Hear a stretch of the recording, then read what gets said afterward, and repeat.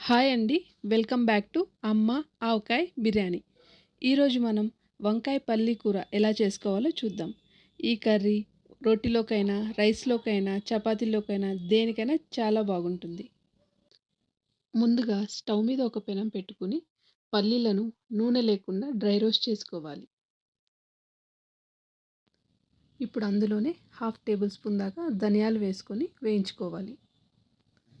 ధనియాలు కొద్దిగా వేగాక ఇప్పుడు ఎండు కొబ్బరి ముక్కలు వేసుకొని కొద్దిగా వేడి తగిలేలాగా 20-30 సెకండ్స్ వేయించుకుంటే సరిపోతుంది.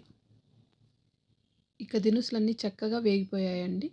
ఇప్పుడు వీటిని ఒక ప్లేట్లోకి తీసుకొని చల్లార్చుకుందాం. చల్లారాక వీటిలో కాస్త వెల్లుల్లి వేసుకొని దీన్ని మిక్సీ పట్టుకుందాం.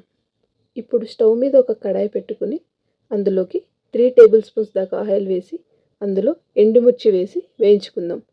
కొద్దిగా రోస్ట్ అయ్యాక ఇందులో ఆవాలు, జీలకర్ర వేసి చిటపటలాడాక ఇందులోకి కట్ చేసుకున్న ఒక చిన్న ఆనియన్ వేసుకుందామండి.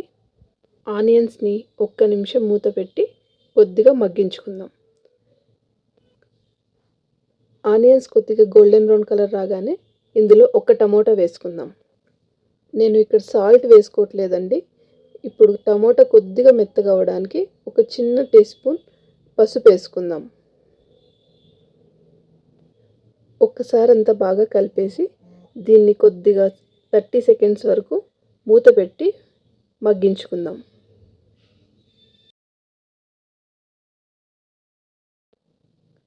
టమోటో చక్కగా మగ్గిపోయాయండి. ఇప్పుడు నేను ముందే కోసి ఉప్పు నీటిలో వేసుకున్న ఇక్కడ వంకాయలు వేస్తున్నానండి.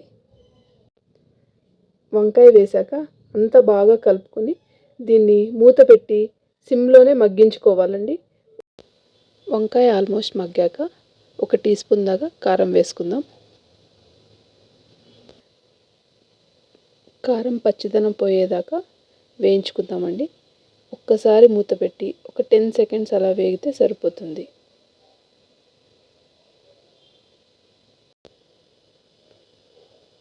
కారం వేగాక ఇందులోకి ఒక గ్లాస్ దాకా వాటర్ పోసుకుందాం.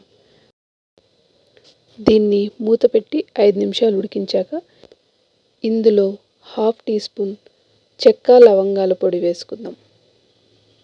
అలాగే మనం ముందుగా గ్రైండ్ చేసి పెట్టుకున్న పల్లీల పౌడర్ని ఇక్కడ వేసుకుంటున్నామండి. ఇది వేశాక ఈ మసాలా అంతా కర్రీకి పట్టడానికి ఒక 5 మినిట్స్ బాగా బాయిల్ చేసుకుందాం. ఇప్పుడు రుచికి తగినంత సాల్ట్ వేసుకుందాం. అంతా ఒక్కసారి కలిపేసుకొని చివరిగా కొద్దిగా కొత్తిమీర చల్లుకొని దించేసుకోవడమే. నచ్చిందా అండి? అయితే మీరు కూడా ఒకసారి తప్పకుండా ట్రై చేయండి. ట్రై చేసి ఎలా వచ్చిందో నాకు కామెంట్స్లో మీ ఫీడ్బ్యాక్ ఇవ్వండి. Thank you so much for watching the video. Video నచ్చితే కనుక లైక్ చేయండి, సబ్స్క్రైబ్ చేయండి, మీ ఫ్రెండ్స్ అండ్ ఫ్యామిలీతో షేర్ చేసుకోండి. Thank you.